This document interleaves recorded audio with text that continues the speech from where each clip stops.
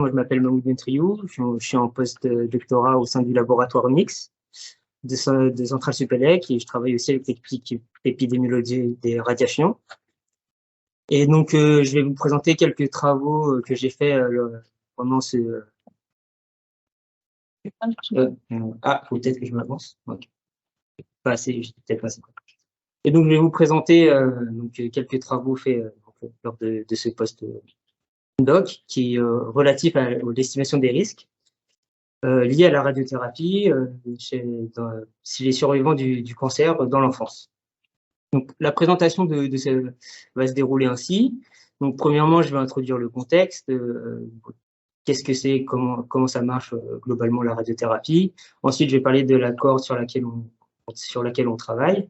Ensuite, un peu les buts liés à ces travaux. Ensuite, je vais parler plus précisément sur les données sur lesquelles on travaille, donc les données dosimétriques. Donc, comment on obtient la distribution de doses en 3D et comment on peut dériver des descripteurs suite à cette dose de distribution. Je vais ensuite introduire le cadre statistique pour voir comment on fait de la prédiction de nouvelles pathologies à partir de ces données-là, et ensuite des résultats liés à la prédiction de pathologies cardiaques survenues après le premier cancer. Donc, premièrement, le contexte.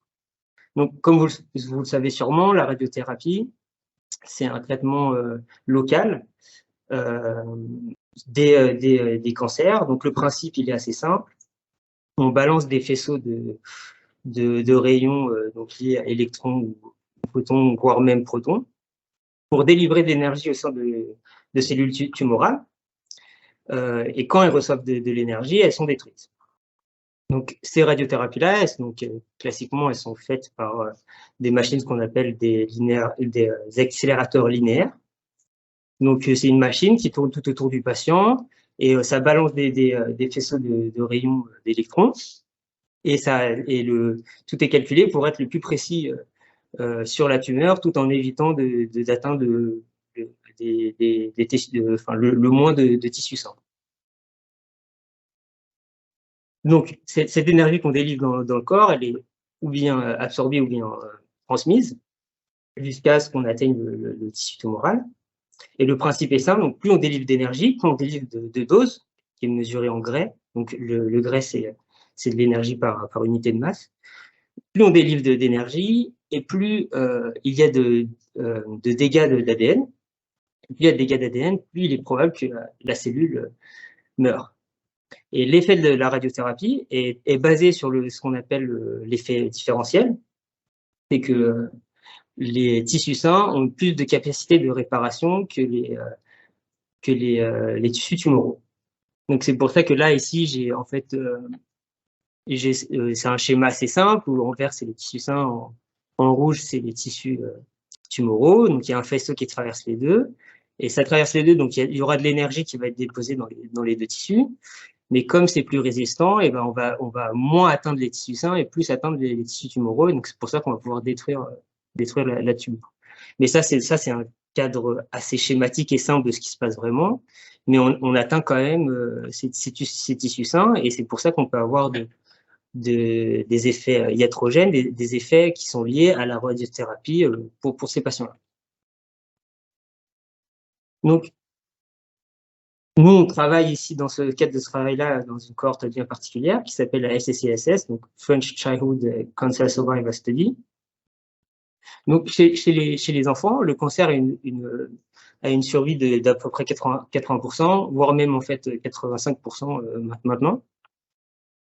Et donc, cette cohorte-là, qui est une cohorte nationale, multicentrique, on a plus de 7670 patients qui ont survécu plus de 5 ans après leur premier cancer, qui ont été traités avant 21 ans, et en fait, cela sur une très grande période de temps. Donc, ça va de 1946 jusqu'à 2000. Et donc, il n'y a pas de fin d'étude en soi, parce que, en fait, ces données-là, les données de survie sont mis à jour, en fait, avec le système de la SNDS. Donc, comme je l'ai discuté avant dans le contexte, il y a des effets iatrogènes donc, et des effets liés au traitement de la radiothérapie, et on veut modéliser le risque d'une nouvelle pathologie ça peut être un nouveau cancer, mais aussi d'autres pathologies type pathologie cardiaque, comme on va le voir après. Et donc, on veut modéliser ce risque-là. On veut mesurer l'effet de ces radiations subies par l'enfant. Donc, c'est une large cohorte, et c'est pour ça qu'on peut bien comprendre tous ces différents effets-là. Donc là, ce que vous voyez ici, c'est juste une petite visualisation d'un pie chart des différents types de cancers qui ont été traités au sein de la cohorte, et on peut voir que même s'il y a certains qui sont surreprésentés, ça reste assez large, et donc on a beaucoup de traitements qui peuvent être différents. Ça, c'est quelques statistiques à peu près descriptives pour vous montrer. Donc 55% d'hommes, 45% de femmes, et on voit qu'en fait le diagnostic du premier cancer, il est majoritairement dans la cohorte inclus entre 0 et 15 ans. Donc, au niveau des traitements, la radiothérapie et la chimiothérapie sont donc logiquement très utilisées. Pour la radiothérapie, c'est un peu plus de la moitié, 55%. La chimiothérapie, c'est les trois quarts des cohortes. Et il y a aussi, en fait, un peu moins de la moitié, 42%, qui ont reçu les deux. Donc notre but ici, ça va être d'estimer en fait le risque qu'un nouvel événement, ce qu'on appelle un nouvel événement, donc une nouvelle pathologie, un nouveau cancer, soit estimer ce risque-là induit par la radiothérapie, et tout cela à l'aide de techniques type machine learning. Et donc le but pour ça, c'est d'améliorer en termes de prédiction la survenue de ces maladies-là, en utilisant donc des données dosimétriques qui sont plus complexes, et aussi des méthodes d'IA type machine learning. Donc les résultats que je vais présenter là je vais présenter des résultats pour les pathologies cardiaques, mais aussi, on poursuit aussi d'autres études pour d'autres types de pathologies et de cancers. Donc maintenant, je vais vous parler spécifiquement des données dosimétriques, donc qui sont issues des sessions de radiothérapie. Donc les différents rayons que l'on va balancer sur l'enfant pour faire de la radiothérapie et donc éliminer la tumeur sont planifiés par ce qu'on appelle un TPS, donc un Treatment Planning System, qui sont enregistrés. Et en fait, les données des dosimétries qu'on va avoir, qui vont être construites sur tout le corps, vont être voxelisées, donc c'est des pixels en 3D, par reconstruction en fait de tous ces faisceaux-là qu'on a balancés. Donc on sait comment on les a balancés, et par des reconstructions, on peut avoir une sorte d'image en fait 3D du corps, où chaque voxel va représenter la dose qui a été reçue par la radiothérapie. Donc, comme toute donnée, il y a de l'incertitude. Et ici, l'incertitude, elle est liée sur plusieurs points. Donc, par exemple, l'anatomie du patient. On n'a pas forcément fait de CT scan du patient, et donc on va retrouver un fantôme numérique pour modéliser son anatomie à partir de ses caractéristiques, donc l'âge, la taille, etc. C'est le premier type d'incertitude. Deuxième type d'incertitude, c'est le plan de traitement. Donc peut-être qu'il manque certains paramètres. Il manque certains paramètres dans le plan de traitement, et on essaie de les retrouver par des traitements qui sont similaires, parce que ça reste des traitements qui sont quand même assez standardisés. Et la troisième type d'incertitude, c'est la source par quelle machine les faisceaux ont été irradiés. Et donc ça, parce que peut-être qu'on n'a pas certains paramètres de la machine, ou qu'on n'a pas exactement la bonne référence, etc. Et donc, dans notre cas, pour la cohorte, en fait, pour chaque patient, on a cette dose de distribution 3D. Et cette dose de distribution là pour, en fait, chaque session de radiothérapie. C'est-à-dire qu'à chaque fois qu'on fait une session de radiothérapie, on a une sorte d'image, entre guillemets, du patient en 3D, qui est symbolisée ici. J'ai fait une petite image pour vous montrer des voxels. où chaque voxel contient une sorte de valeur qui est représentée par l'intensité de la couleur. Et les deux couleurs montrent le fait qu'on sait en fait pour chaque voxel appartient à quel organe. Donc, de manière plutôt numérique, ça se présente ainsi. Ça, c'est une table. Cette table représente une session de radiothérapie. Les trois coordonnées placent dans l'espace le voxel. Le masque ici dit à quel le voxel appartient à quel organe. Et la dose dit dans ce voxel-là, l'énergie par unité de masse reçue est de 0,2 degrés. Donc, classiquement, ce qui est utilisé pour ça, comme descripteur à partir de ces données-là, c'est des statistiques de premier ordre. Donc, il y a ce qui est classiquement utilisé déjà, c'est la dose moyenne reçue à l'organe à risque. Donc, c'est juste une moyenne. Ou alors aussi, ce qui est classiquement utilisé, c'est les indicateurs dose-volume, qui sont de deux types, de forme dx, où en fait, ici, ça va être la dose reçue par au moins X% de l'organe. Ce qui veut dire que, par exemple, si on prend D50, c'est 50% de l'organe qui a reçu plus, donc c'est la médiane. Donc, ça reste des quantiles, en fait. C'est différents quantiles de la distribution de dose. Et Vx, ça va être le pourcentage de volume qui a été irradié d'au moins tant de doses. Et ces indicateurs-là sont représentés par des graphes qu'on appelle des histogrammes dose-volume, comme on peut le voir ici. Et, donc, si on veut voir, par exemple, ici, on peut voir que à peu près 70% du volume a reçu plus de 50 degrés. En faisant ici.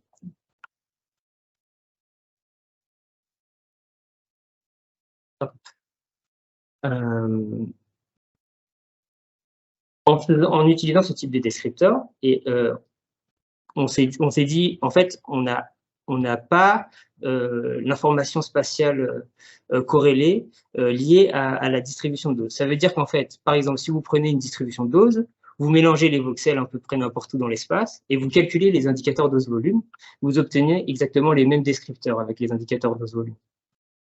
Donc, il serait sympa pour tirer plus d'informations à partir de ces distributions-là, ce serait d'avoir des descripteurs qui comprennent l'information spatiale corrélée. Ça veut dire, on mélange et du coup, on n'aura pas les mêmes descripteurs parce qu'on a changé dans l'espace les voxels de place. Et donc, ce qu'on est en train de déployer là fait de plus en plus référence au champ du traitement d'image. Et une des méthodes pour extraire des informations d'images plus poussées est ce qu'on appelle les radionics. Donc, pour tout type d'image, on va décrire ce qu'on appelle des variables de texture qui vont décrire plus précisément, en fait, notre distribution de dose. Donc, quand c'est appliqué à des distributions de dose, on appelle ça des dosiomics. C'est un terme qui est apparu récemment dans la littérature de quelques années. Et donc, les dosiomics se réfèrent au fait d'appliquer les radionics à la distribution de dose. Donc, ce qui se passe, c'est qu'on prend notre distribution de dose, on fait des niveaux de dose, on discrétise les valeurs de la distribution de dose. Donc, ça veut dire qu'on va avoir une valeur, par exemple, 1 qui veut dire que la dose est comprise entre 0 et 0,5, 2 qui va dire que la dose est comprise entre 0,5 et 1, etc. Donc, on discrétise. Et après, on dérive les variables de texture liées au radiomix. Donc maintenant qu'on voit à peu près comment sont représentées ces données dosimétriques, je vais vous présenter le cadre statistique dans lequel on est et voir comment les techniques de machine learning s'y incrustent. Donc le cadre statistique ici, c'est de l'analyse de survie. Donc on a pas mal parlé de classification avant dans les présentations, d'algorithmes supervisés. Ici, c'est un cadre statistique légèrement différent. Donc, si vous n'y êtes pas familier, donc une petite introduction. En fait, on modélise le temps jusqu'à qu'un événement apparaisse par une variable aléatoire. Et en fait, on s'intéresse à estimer, donc on ne va pas prédire un label, mais on va essayer d'estimer ce qu'on appelle la fonction de survie, qui est simplement la probabilité que l'événement apparaisse après un certain temps, conditionnellement à certaines covariables du patient. Donc, X1 et XP ici sont les caractéristiques, et on veut estimer cette fonction-là, S de t. Et donc, en fait, on utilise ce cadre statistique-là parce que les données sont souvent, elles sont souvent censurées. Ça veut dire qu'on n'a pas l'information complète de l'arrivée de l'événement. Ça veut dire que, par exemple, si on observe un patient avant que la maladie arrive, par exemple, mettons que vous avez un patient, vous l'observez en 2015, vous observez qu'en 2015, il n'a pas de pathologie, sa donnée est censurée. Et si vous l'observez jusqu'en 2017 et que vous voyez qu'il y a un événement qui est arrivé en 2016, cette donnée n'est plus censurée parce que vous savez quand l'événement est arrivé. Donc, il y a cette modélisation de censure qui apparaît dans ce cadre-là. Donc, le modèle le plus classique que dès qu'on fait de l'analyse de survie, on utilise ce modèle-là, c'est le modèle de Cox. Donc, c'est un modèle semi-paramétrique.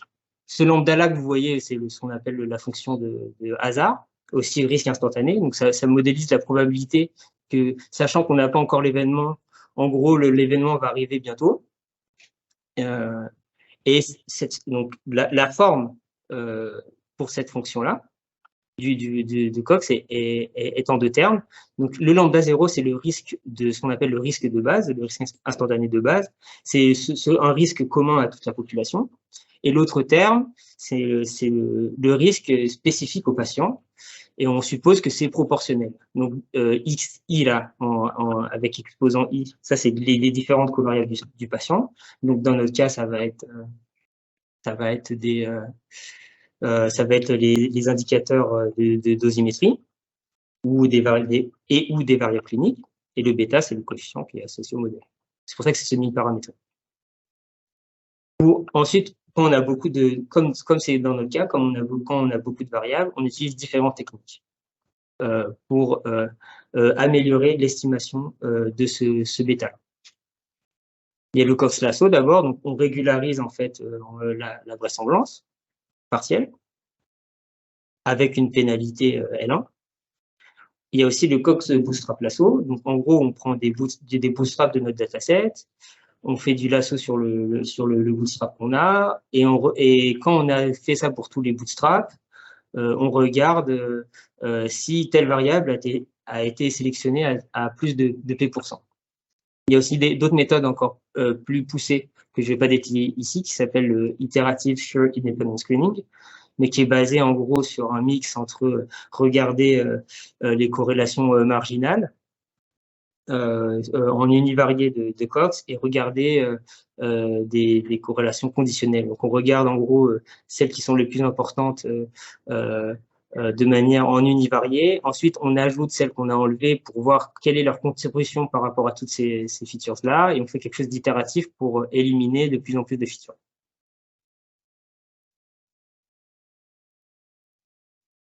Donc ça, c'est un modèle semi-paramétrique, et donc il y a aussi des modèles non paramétriques qui s'appellent les Random Survival Forest. Donc, comme son nom l'indique, c'est issu des Random Forest.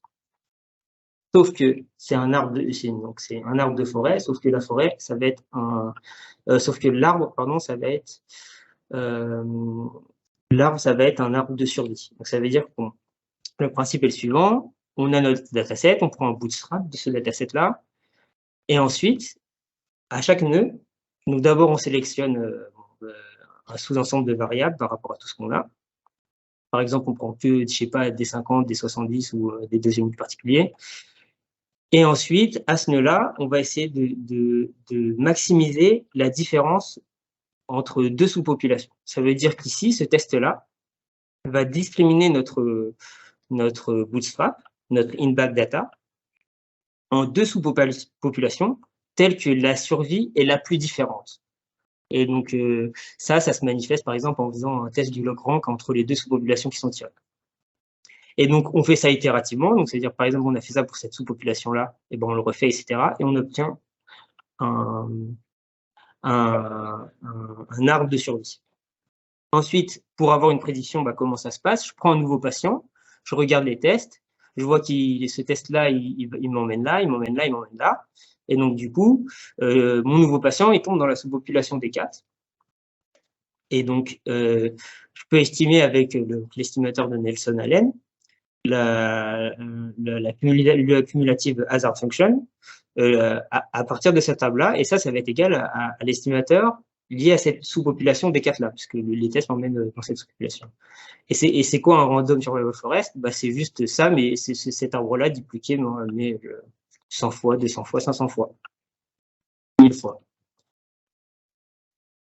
Et après, en fait, on a ce que j'ai oublié de dire, c'est que juste la cumulative hazard fonction de la forêt, ça va être la moyenne de chaque arbre. Donc, en fait, ce qui est un peu compliqué avec l'analyse de survie par rapport à la classification, c'est de bien estimer comment notre modèle il se comporte et la performance. Donc, pour ça, on utilise plusieurs indicateurs. Le premier qui est le plus utilisé, c'est le C-index. Et c'est pour estimer comment le modèle, en fait, il va bien ranger les patients. Donc, qu'est-ce que ça veut dire ranger? C'est-à-dire, en gros, on a un modèle de n'importe quel type, juste un modèle de survie, qui va nous donner un score de risque. Donc, dans le cas de Cox, ça va être le bêta transpose X. Et dans, par exemple, Random Forest, ça va être la mortalité, donc liée à la moyenne des cumulative hazard function. Et juste, voilà, on a un modèle, il donne un risque. Et ensuite, il regarde si, pour chaque paire de patients, si le fait qu'il ait eu l'événement avant implique le fait qu'il va avoir un risque plus élevé. Donc, c'est modélisé ici. Là, on voit que il faut que le patient I, ici, il faut qu'il ait, eu l'événement. C'est symbolisé par delta I. Parce que si ça vaut 0, le trouble vaut 0. Donc ici, le temps doit être plus petit que l'autre patient et le score de risque doit être plus grand strictement. Donc ça, c'est le C-index qui est utilisé. Après, il y a plusieurs manières en fait de dériver de modifier ce C-index-là. Et donc c'est pour ça qu'il faut souvent on n'utilise qu'un seul C-index. Et donc il faut savoir comment on calcule ces différents index pour bien comparer en fait les différents modèles. Et il y a donc une première amélioration, entre guillemets, c'est d'ajouter l'estimation de l'ascension. Et une deuxième qui est assez intéressante, surtout dans notre cas, en fait, le C-index, c'est un sort de score un peu global sur tous les temps. Et en fait, en prenant un truc un estimateur à support fini, ça veut dire qu'on fixe, ici, on rajoute, en rouge, là, vous voyez, on rajoute la contrainte que les événements survenus dans la paire, elles soient strictement inférieures à un sort de seuil de temps, taux. En fait, ça, on sait que ça a déjà des meilleures propriétés statistiques. Et aussi, ça nous permet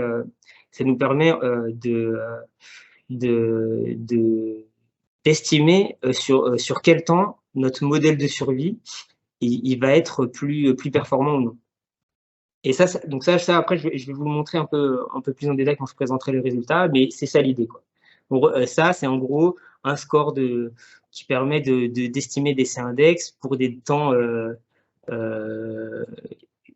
plus précis et pas avoir juste un score global sur tout. Donc ça, c'est une autre métrique, ça s'appelle le Breyer score et c'est juste en fait c'est une erreur quadratique, mais sur la prédiction des probabilités de survie. Donc maintenant, passons à des résultats. Donc ici, je vais considérer en fait ici, je vais faire de l'analyse de survie sur la survenue de nouvelles pathologies cardiaques sévères après le diagnostic du premier cancer. Donc, on sait que 4,5% ont eu, parmi la cohorte, il y a 4,5% qui ont eu une pathologie cardiaque, et que les temps de survie, en fait, ils s'étendent de 0 à 60 ans après le cancer, le diagnostic du premier cancer. Ce qui fait que c'est très étalé. Et c'est aussi pourquoi c'est ce qui a motivé aussi le fait de bien estimer la performance de nos modèles pour voir si sur certains temps, il n'y a pas des différences entre les modèles. Donc, au sein de notre cohorte, on a un peu moins de 4000 patients qui ont cette reconstruction de dose 3D. Et ici, par les manques de données de certaines données de reconstruction de matrice, il en manque 300. Donc, on a en tout 7400, un peu moins de 7400 patients dans l'étude dans les résultats que je vais proposer là. Et donc, ici, on va se focaliser aussi sur simplement les indicateurs de dose liés au cœur. Donc, comment on va estimer la performance de nos différents modèles par rapport aux modèles plus classiques? Donc, on va faire une sélection pour les variables dosimétriques. On va faire plusieurs sous-groupes qui vont être imbriqués. Donc, d'abord, juste la dose moyenne au cœur. Ensuite, on va prendre les indicateurs dose-volume. Ensuite, on va prendre les dosiomix, donc où c'est inclus. Alors, la dose moyenne est inclue dans les dosiomix de premier ordre. Et les doses volume indicateurs ne sont pas inclus dedans, mais comme c'est plein de statistiques de premier ordre, c'est fortement corrélé. Et ensuite, le quatrième groupe, c'est à la fois les statistiques de premier ordre des dosiomix et aussi les variables des descripteurs de texture de l'image.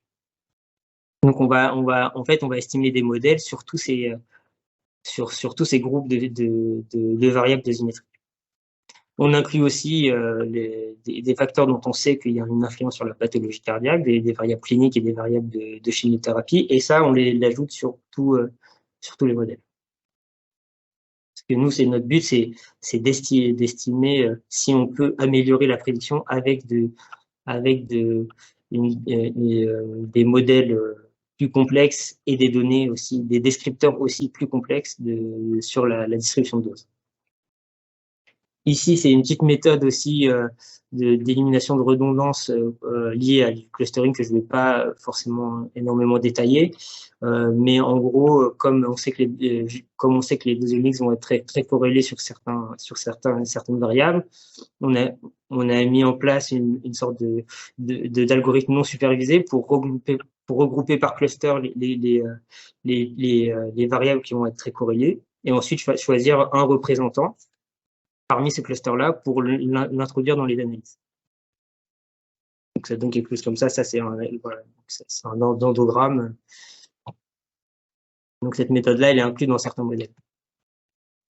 Donc, ensuite, quand on sait définir notre modèle pour l'estimer, on utilise plusieurs techniques d'estimation de performance. Donc, déjà, la validation croisée à 5 plis. Stratifié, donc ça veut dire qu'on fait gaffe à ce qu'il y ait le même. Comme on sait qu'il y a peu d'événements de pathologie cardiaque, et ben on choisit de faire une validation croisée stratifiée. Donc pour chaque pli, on fait de la sélection d'hyperparamètres.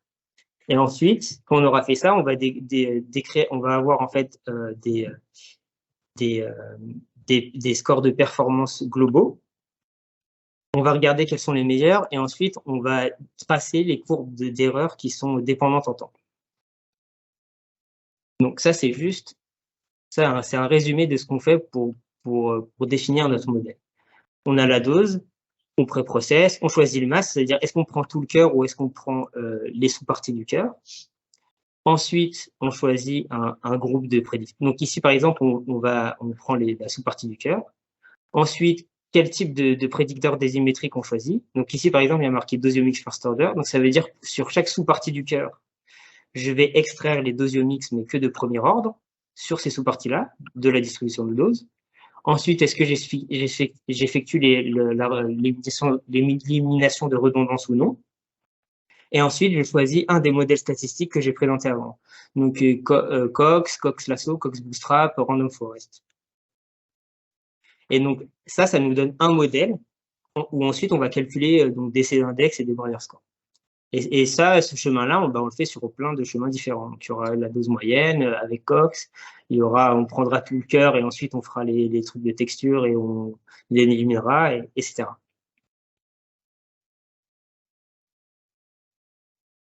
Donc voilà les résultats. Donc ça, c'est index sans correction de censure. Donc ici, vous voyez, donc ici, donc il y a deux parties.